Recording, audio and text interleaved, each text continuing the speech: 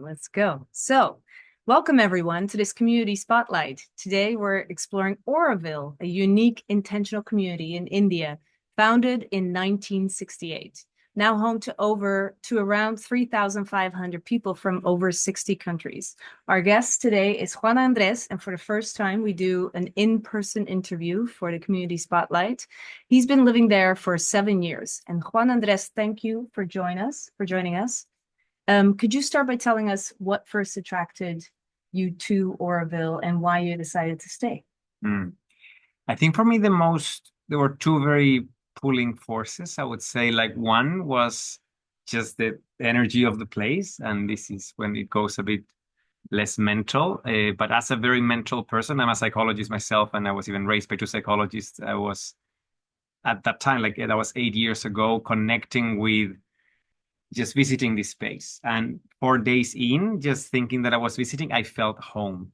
And then I had to be responsible with that feeling. And long story short, then I really started to research that place as a potential home. But I would say that the core aspect is the philosophy and the vision. And it's about human evolution. But for me, there is a very deep spiritual wisdom that is behind the founders and the spirit of Auroville and the dream and the vision of collectivism, a new consciousness. And I really believe that the humanity as it is, we really need to move forward, not just by creating new structures, but really shifting the consciousness. Mm-hmm. And that was the biggest thing. In very practical terms, also, it made a lot of sense that even though it's a beautiful vision, also it has the infrastructure to apply that. So you have enough people to create a setting in which you have an education system that follows the vision, that you have a health system that follows the vision, that you have everybody being able to work in their passion. Mm-hmm. Without having to compromise. Exactly. So you can have the lifestyle that you want without having to just tackle whatever the community allows you to be. Mm-hmm. You can be anything you want in a community. And that's, I think, that level of freedom and co-creation, it was like the best combo for me to choose Auroville as a place to live. Amazing. And so can you describe what a normal day for you looks like? And maybe that's not everyone's day, but I'd love to learn more about what the experiences is like for you. For sure. And it's a big thing, for me, another thing that why I picked Auroville is because I really saw that I could develop the lifestyle that I wanted. And for me, it was a big thing, and it's a big accomplishment personally. So I'm glad that you're asking that question. Like, at least for me, I take like 3 to 4 hours for myself in the morning before even starting to work. So I wake up, I usually go to meditate in the Matrimandir, in this center of the Auroville that you can see in the maps, this kind of golden ball, the most famous part of Auroville. I go meditate there for around an hour. I can walk around the gardens. I can come back home. I do my workout. I take a shower, have breakfast. I prepare my sacred smoothie bowl every morning, and then I go to work through the cycle path on my electric cycle that is 5 minutes away my work.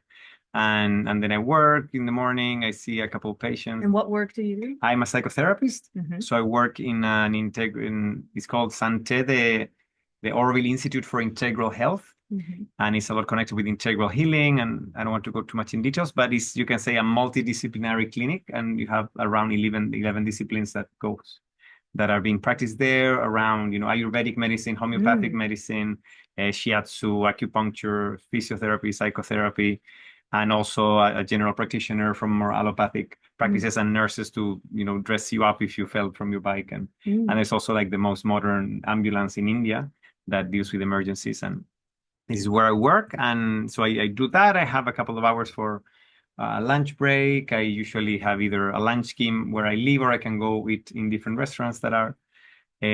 So there is like a canteen and there are restaurants. Exactly. So there is one central eatery that is called the Solar Kitchen, and it's the biggest solar kitchen that you may know. If people know about solar kitchens, in this case at least, there are pipes with water that are in some kind of like an antenna, like a satellite dish with mirrors. Exactly, that are aiming the solar energy to these pipes, and they turn water into vapor. And then in the solar kitchen, they cook with the vapor.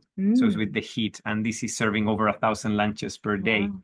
And this is the and biggest. It's always sunny. That's never like an issue where you are. No.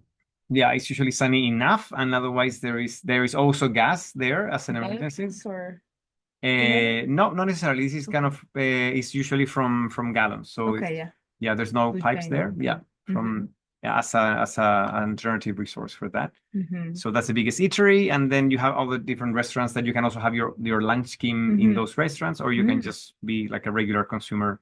But then to explain all these things, it would be another thing. Complicated, yeah. And then again, I go back to work again, and then I finish work. Everybody finishes works around between 4 and 5, and then it's like the evening and the open social spaces, and you can choose if you want to take a walk in the forest, or you go to a theater for a play, or to the music studio to practice music, and there are several activities that are happening every day as well. It's almost like a little town. Yeah, it is a All township. kinds of things. Yeah, exactly. There's plenty of venues for different activities to happen. A lot of arts.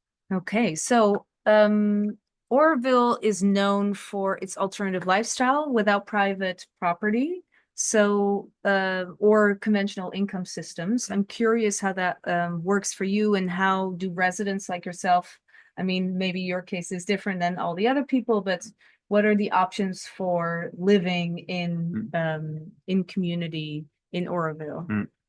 Okay, so to be very clear, so the private property that is not used in Auroville is about land. So you will never own land in Auroville, because all the land is from this master plan, that is the whole area that has been acquired by Auroville Foundation. That is a non-profit organization that holds the land. Over that land, there are several housing buildings, and then you can live in different ones of them according to which is your process of belonging, let's say. So if you are coming for a visit, you can be a guest, you can stay in any of the guest houses or the homestays, and it's like going anywhere else in the world. It's like renting an Airbnb or a hotel. Okay, yeah, Airbnb. You have Airbnbs there, like a few, but not Airbnb in the sense of like there's someone that is renting their own property, because that's what we are not doing. We're trying to avoid this real estate business, because then you cannot profit from owning a place. That's kind of what is being avoided. But again, as a guest, you can stay in, let's say, accommodations like hotels or different kind of guest houses. As a volunteer, it can be a similar situation.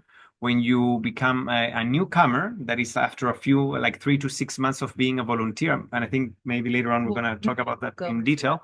But then as a newcomer, that is the trial period before you become a Aurovillian, that is 1 year.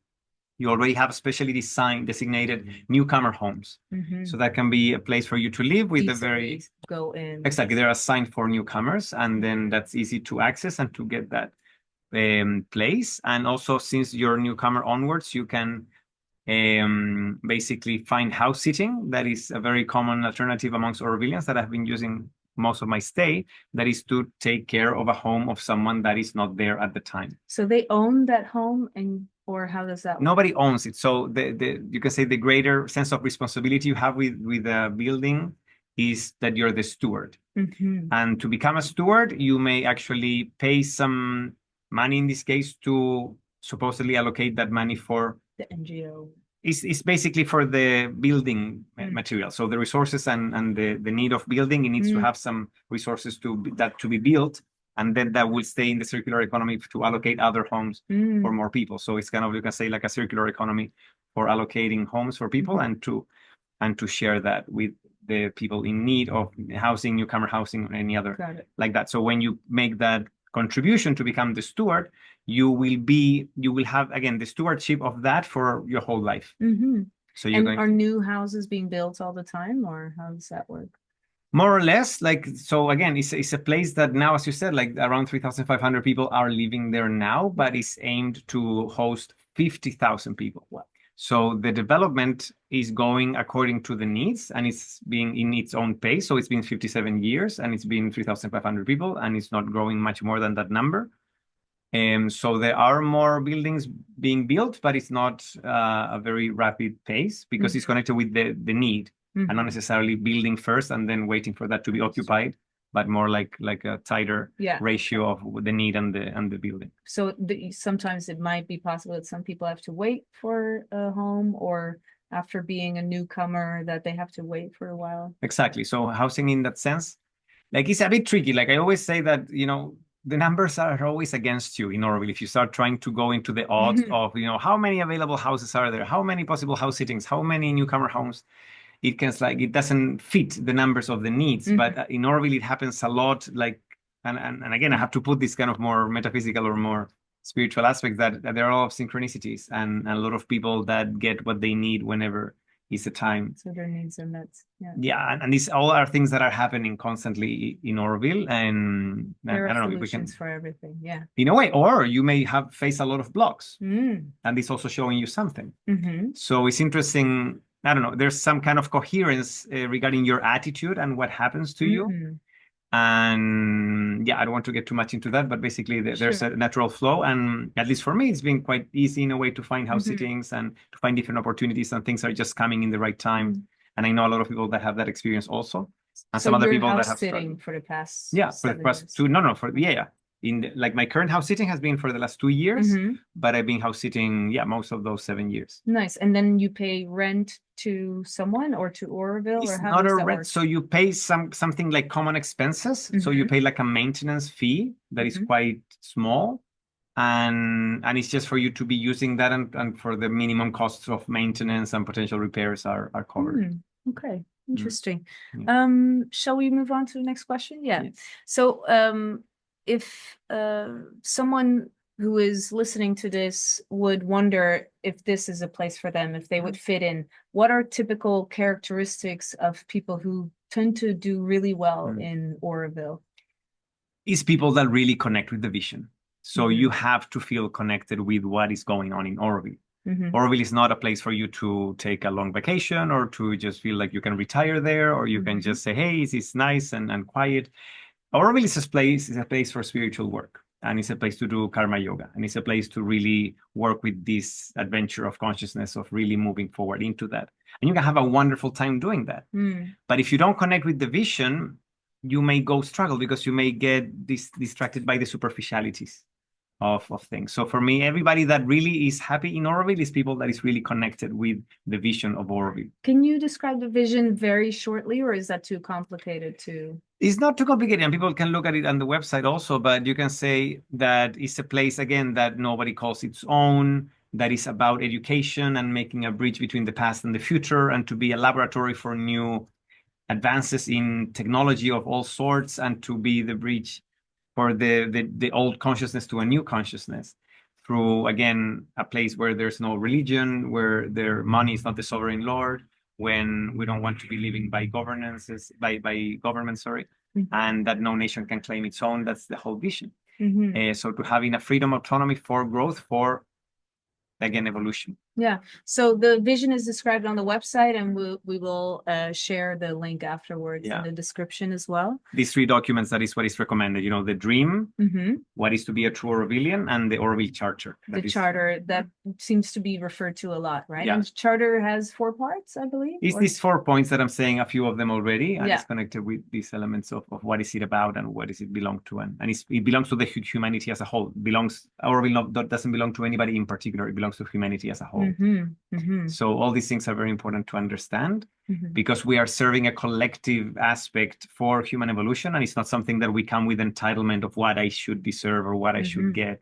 We're trying to make this bridge of, again, the individualism of the West with the collectivism of the East, and not to get stuck in any polarity of that, and to really make the bridge between these 2 ideas. So if we would have to translate that to characteristics of a human who would thrive in these conditions, so aligning with these kind of with the vision. Yeah, is this something else we can name? Yes, it's connected with what is your gift. What do you want to contribute? Because it's a place to offer, to, again, the karma yoga is about giving your gift. So how can you connect with what is the most passionate thing you want to give? And how do you feel enriched by giving? What is that thing? And if you have not found that, maybe you can come and research for that. Yeah. But I think if you are just trying to do a desk job, or to do a 9 to 5, or try to get, money to enjoy life in something else, you're not going to feel. It's not going to work. No. So just for me to understand, you earlier described your day, and you said you go to work, and then there's lunch, and there's work again. So is that karma yoga, as in you work just because you live there and you don't earn anything, or do you earn, or how does that work? Okay, so connecting with, I don't want to go into details of karma yoga. Again, people can look it up because it's going to take me forever. But in terms of how it is reimbursed, or let's say compensated, your work is that we all work in different units, that is called entities. And basically, the idea is that we all have the same salary. So it's a universal salary. It's not a minimum salary, it's a universal salary. So everybody, whatever you do, you get the same. So this is the idea of you do what is your biggest passion. You're not picking a job, what is going to give you more money, because this is not the goal. You're going to do the job that makes you feel the most satisfied by doing that job. And then you will get the maintenance as you get as everybody else. So then you're not going into this transactional attitude with your work. It's you're doing what you love to do. Okay, I understand. So, but for example, okay, while you live in Auroville, do you then also have work on the side, like online work maybe, or like outside of Auroville, or how does that work? The idea is that you are living in Auroville to work for Auroville. And this is the main idea, the main source. I think if you want things from outside Auroville, you may have to develop strategies to get money, for example, from outside Auroville. But that's something that usually doesn't go in the middle of Auroville's lifestyle. Got it. Okay. Yeah. Because if people would want to travel and have money for that, they would probably need to. They will have to find their own strategies for that. Got it. Yeah. And it might not necessarily be just money, right? It could be many different Exactly. And the moment I started living there, this has been like the biggest bridge of my life in terms of like living in community makes you feel in community in your life. And it's not anymore that you are, I haven't gone to a hotel in a very long time because there's community everywhere. So also, you know, places people from to different stay places. Or places to visit. Yeah. So also, again, the money stops being such a, again, as they call it, like not being the sovereign lord. And you're being moved much more into a resource-based economy and less of a monetary-based economy. Understood. Thank you for sharing that. Yeah. So basically, I want to ask you about governance and decision making because 3,500 people or around that number is a very high number. So there's a lot of cultures there, a lot different beliefs as well, because there's no dogma necessarily. How do you make decisions together and what's that process like? Yeah. So to some extent, there is some sort of technocracy in terms of people that are specialized in particular dimensions. They will try to give their contribution through that. And at the same time, you have special administrative groups. And these administrative groups that are connected with who is looking at finances, who is looking at land, who is looking at building, who is looking at fixing roads and whatnot. These people are any citizen of Auroville. So the idea is that everybody can have equal access to decision making in these particular working groups. And these administrative groups are, again, can be anybody. And the idea is that you always have like old members and you have new members. So there's always like a nice handover. So it's not like a new kind of term starts like in governments. So it's like you have people that have been doing this work for a year at least, and then new people that are joining. So then there can be a continuation of the job, but anybody can go to those decision-making processes. And these people, again, are in the same maintenance. Attend and then you need to, again, apply. But usually, like, it's not that popular. People don't vote because it's not like me against you. If we both want to do it, I will say, okay, you go. I may do it later. There's no urgency. It's like people, like really committed people are taking these positions because it's very unpopular and it's not very rewarding in that sense because you have to be taking decisions and people may not be happy all the time with the decision. So you're in a hot seat constantly, but somebody has to do it. So it's very respected who goes into that position, but it's never competition. Like I see would happen in political positions in everywhere else, because again, there's, let's say, either fame, money, power, or whatever that you would get out of that, and it's not happening here. It's almost like the opposite. So it's usually somebody, and there's like conversations of, okay, who can do this? Okay, I can do it. And it's almost like a volunteering. Okay, thank you. Anybody's opposing to that. So as soon as everyone seems to be equal, the desire to make decisions becomes much lower. Is that what you're saying? Exactly, because then the decision making, it is basically consensus. So, but we are saying, okay, anybody has an opposition to this person that has volunteered. And usually there's not opposition. So there's a lot of consensus that happen by nobody opposing. You see? So it's that's a lot of happening. So this is mostly what usually happens. But when there has something to be discussed, we do a residence assembly meeting. And we call, so the residence assembly, that is the biggest body of people that are supposedly taking the decisions in Auroville, are all the citizens. So we summon to these general meetings, and then everybody is invited, but not everybody attends. So a lot of people is like letting it be decided by the people that are attending. You see, so in a way, we haven't had this struggle of having that many people. Like we don't have, I have never been in a room with 3,000 people to make a decision, but it can be more than 100. And then sometimes there can be extended meetings to try to reach an understanding because every voice is heard. So when there's not an acceptance of any proposal, somebody would speak up, it would be heard, and then they can bring another proposal and things like that. So it's to some extent, it's again, a mix between, again, more consensus or some sociocracy and technocracy a bit. Okay. Yeah, and these terms you can just Google them in case you're not familiar with them, or if you're in the Telegram group, feel free to ask, and we can share some resources around that. So it sounds like my next question was about disagreements, but there don't seem to be a lot of disagreements. This might be hard to believe for some people who, have not lived in community before, and imagine 3,500 people trying to collaborate. Imagine someone says, I want to start a music club in the middle of Auroville and blast very loud music every night. These kind of proposals have never happened, or I haven't seen something like that. And so I'm not saying that there's no disagreement for sure, but there's this thing about opinion that is very different to say I'm a hard block for something. So I think people can be very opinionated, as humans are. But it's a different thing to say, okay, what do you want to do with that? And this is the beautiful thing, like we actually call that our governance is divine anarchy. And this is connected with a lot of self-responsibility and a lot of self-governance and self-responsibility. So one layer is to be in disagreement or in agreeing with something and having opinions. And another thing is to say, I'm going to take the responsibility. So whenever someone in Auroville says, we should do this, or we should do that, or we should do this, or we should do that, we just say, like, okay, go ahead and do it. Because anybody can go ahead and do it. So then there's not this thing of expecting like Papa State to come and save you or to do something for you, because there's no Auroville. It's just the sum of all the Aurovillians. So anybody can start the movement in that sense. So you just mentioned divine anarchy, and I know that anarchy can be a word that people associate to chaos.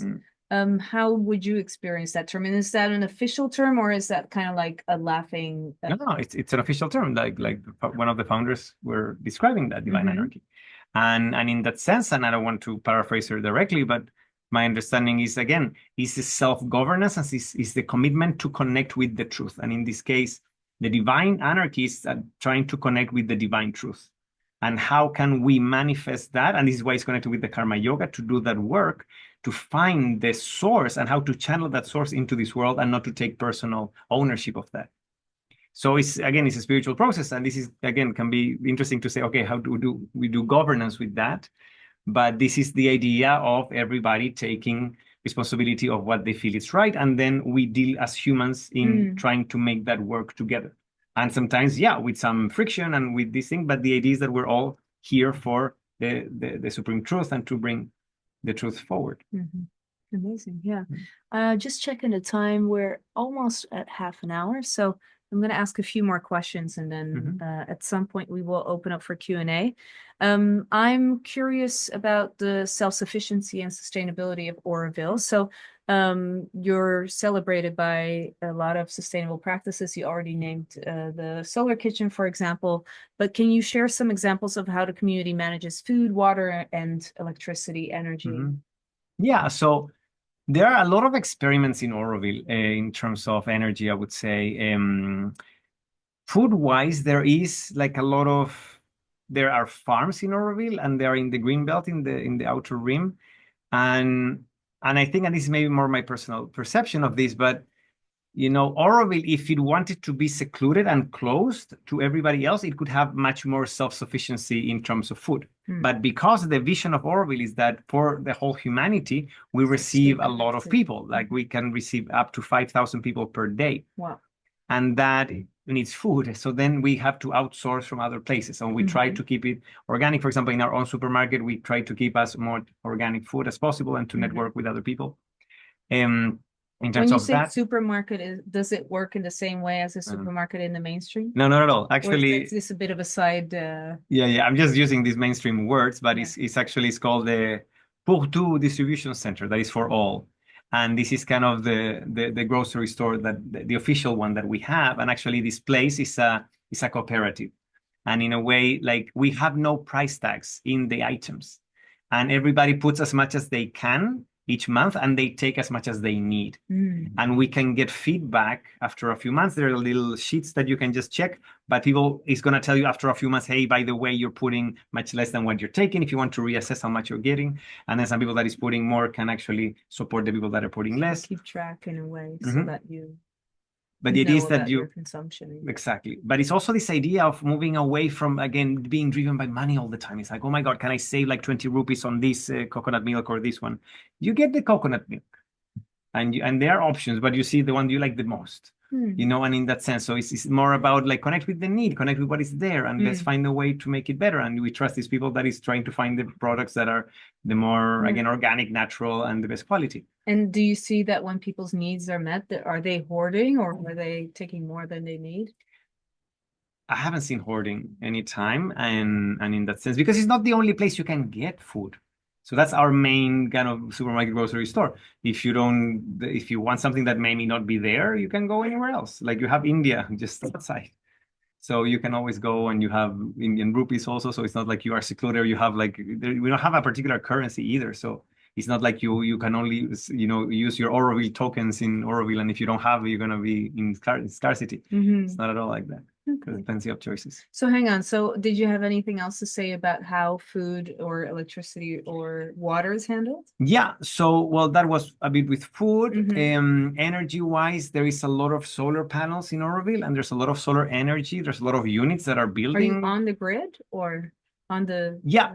We are on the grid, and some, well, not all of Auroville is on the grid. Like new house sitting is going to be off the grid. So I'm going to be living off grid.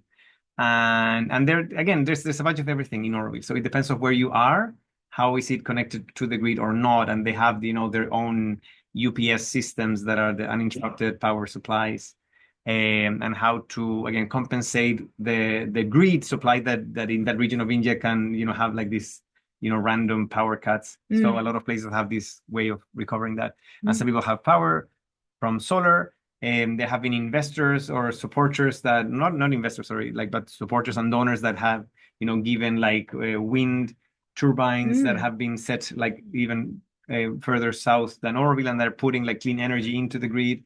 And there are different ways, and there are other projects that are almost like myths going on of all the different energetic experiments that are happening into that. To give a little detail, one person, even like some people just come and gift these technologies. Somebody just because came. They're passionate about the project. Exactly. Like remember, this researcher came one day and he offered us the technology to create biodiesel from algae. And it's not even carbon neutral, it's carbon positive. So it consumes more CO2 than what it produces carbon monoxide from its combustion. Wow. So things like that. So there's a lot of experiments with that. So it's a constant laboratory in all dimensions. And water, do you know? And water is it's a dry place, originally a very dry place, right? Well, it was like 60 years ago, but no, there has been a lot of irrigation of the underground water levels, but we're still depending from that. But again, I hear these intentions of again people doing technology to desalinize the sea water because we are close to the sea, and maybe that's happening, maybe it's not. And so yeah, water is a bit connected with the grid, and what is connected with whatever independent sources of water different communities can be developing also. Okay, yeah, thank you. I think because we're starting to get to the end, I want to ask, there's so many more questions I want to ask you, like challenges and what are some of the challenges right now? And then maybe we can next talk about how people can actually go and visit or learn more, and then we'll open up to Q&A. So would you, you shared a lot of beautiful things. What is something that's really challenging for you in Auroville, or maybe is Auroville facing a challenge at the moment? Well, I would say the biggest challenge for Auroville to manifest its vision is that it's full of humans. Hard. So we are, I think sometimes we forget that human evolution goes through facing our shadows, facing our challenges, and that can be shown in so many different ways. And I think for us to be part of the adventure and the experience of doing this, we need to just understand that it's not about a beautiful ride that is free from struggle. Like for me, it's beautiful because it's the adventure. It's about the truth. It's like it bring everything. It's like the dark side, the light side, everything is there, but we have to embrace everything to move forward. So the challenges can be part of every day. Like people, yeah, I don't want to go in specifics, but it's just humanity. Like all the things that can go wrong with humanity are also in Auroville, but we may have a different attitude to deal with them. And that what makes the difference. Yeah. And other than that, I heard something about potentially the government wanting to take I'm not over. gonna go into this. You can't go into that. Yeah. Yeah. I understand. Yeah. Okay, so I think the next question would be if people are interested to learn more about Auroville, but not yet ready to visit, what is the best thing they can do at the moment? So visit the website. So auroville.org is there. And again, it's not that I don't want to go into this huge topic of what you said. It's not like it's going to take a long time. It's like it's because it's so every day is a different story. So again, the challenges in Auroville have been whenever there has been, let's say, outer moments, like outer influences, and then potential divisions of the community, and that's happened like 3 times. Polarization, you mean? To some extent, right? And this is what happens everywhere in the world as well. But so this is now it's another thing happening, and it's like, hey, different forces are happening, and how are we dealing with that and potential polarization? So I don't want to dismiss the question, but again, so that's what I try to answer it in a more abstract way, because that's the core of it. That's okay. And yeah, for people that are interested, they can go into the website auroville.org. I recommend reading these 3 big documents.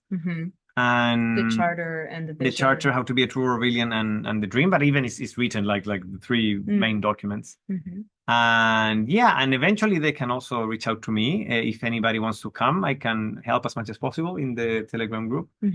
And yeah, and there's also a documentary we watched the other night together. What's it called? Yeah, it's called City of Dawn. There are plenty of documentaries in YouTube. This is one of the few that I would recommend. And otherwise, I can also share that in the group. But I think this one is either 46 or 56 minute long. I watched it, and I think it gave a really good idea about how it all works. Of course, your input is a very personal input, and it's also different. So it's definitely worth watching, I think. Exactly. And to remember that same thing you're saying, like there's as many Aurovilles as Aurovillians, we say. So don't take my word as any objective truth. It's one version, and you can ask many people. But we trust Juan. So and then my last question is, okay, so you said people can get in touch with you, but what are other ways that people can find out how or where they can volunteer?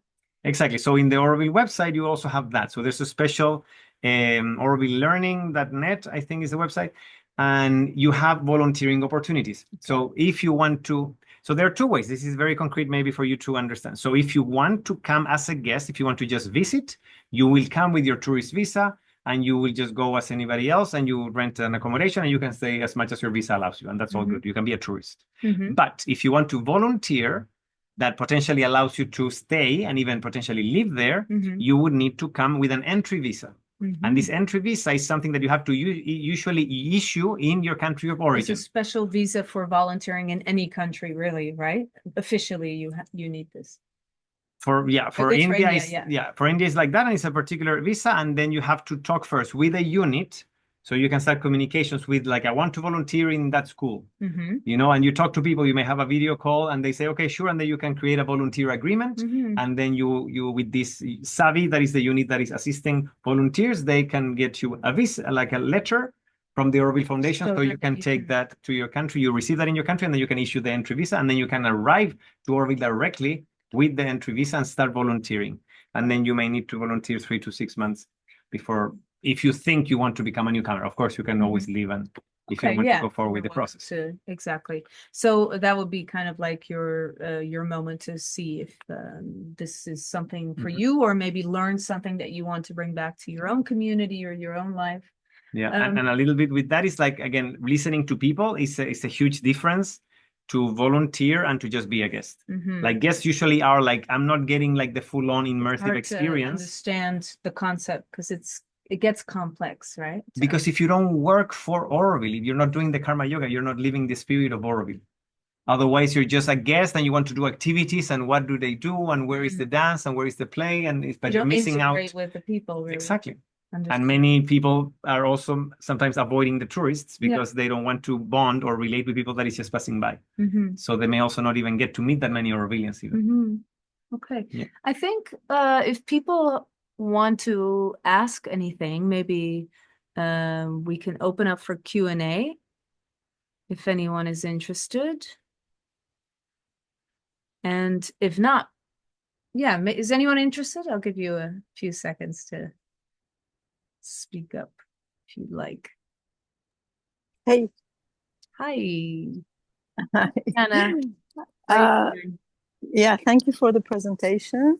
I don't know if I have a question. I have your question, but Juan decided not to answer your last question about the challenge with the government. This was my main question, but I understand that it's really a challenge today. I just want to say that I was in Auroville in 2019 as a visitor, and I agree with you. As a visitor, you just are a consumer, kindly, but we don't get to live with the community. Although I was there, I had a friend living there, and also I wanted to add. The guy that came with this technology is Emerson Sales. I don't know, you met him? Yes. Yeah, so he's and his wife. Yeah, they are friends. I was at their place I met them in Auroville. Well, in another community, not in Auroville, when I was there in 2019. Anyway, and if you have a specific question about the situation right now, you can ask still. I can see how much I can answer, but I don't want to go into assumptions and conjectures. It's just like that. Just what is last time I heard about the problems that the government were just cutting trees and taking some land and from Auroville, and it brought many challenges in the community, and people in the community had different ways of reacting. But I don't know how it is today. Just like update.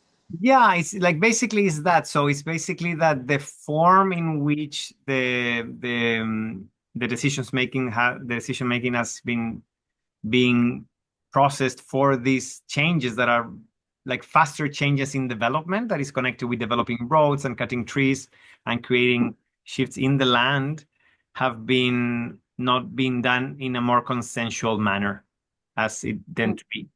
With the idea of making it faster and more efficient, it was something done with less participation of the community. And it had a peak and it has decreased in that sense because of the particular strategies of that. So yeah, I can say that regarding that specific part of the question. So it's a bit less critical than the initial part of the. And maybe you can elaborate. Do you think this is the biggest challenge Auroville's ever faced, or like maybe there have been other challenges and you've overcome them, or?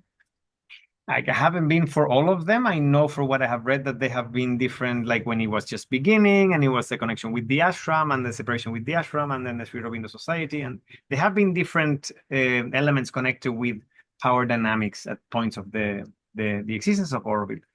I don't know comparatively what is greater than another thing. I think we can only say when, let's say, what's going to happen after this chapter.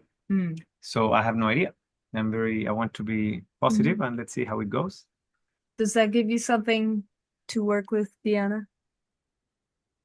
Thank you. It makes me feel more, I would say, assured, that Auroville will continue, because I was a little bit worried about it could collapse. I mean, like any other community, and it's the biggest and the oldest community in the world. So yeah, I don't want it to collapse. Of course, I think Auroville may not collapse. I think it's just how we know it and how that can change. And these are the transitions of every time and era. And yeah, we'll see how it is. Do you have another question, Diana, or No, I'm fine. Thank you. Thank you. Yeah, Nikki said something about that she wanted to research more online before asking questions. So yeah, I guess we're going to take your invitation to just ask questions in the Telegram group. If anything else comes up, or maybe after people see the recording, if they have questions, Juan Andrés is in the Telegram group, and But not very active, so not very active, but make I Rosanna will nudge bug him me in WhatsApp. if he is if he's there. So there's a new person joining, but we are about to finish. Yeah, I think this was it for now. There's so much more we can discuss for hours and hours and hours, and I've learned so much from this call alone. So thank you so much for everything, for your time, for your energy, and for your beautiful answers. And yeah, and hopefully see you in Auroville next. And for people who are curious why we are in the same space, I thought it'd be nice to mention we're both doing a community residency in Thailand at the moment, which is actually coming to an end. We've spent a whole month together. Juan Andrés and I know each other from both being volunteers. Well, I was doing a course at a time, you were a volunteer at a time at Tamera in Portugal. So yeah, this is also the beauty of the journey of the communitarian or searching for community, that you keep connecting in other ways. And if your visions keep aligning, then there will be more opportunities to keep in touch and keep trying. So yeah. Have your community around the world. Exactly. Yes. Yeah. So thank you everyone for joining. Thank you everyone for watching. And I wish you all a beautiful day. Yes. Goodbye.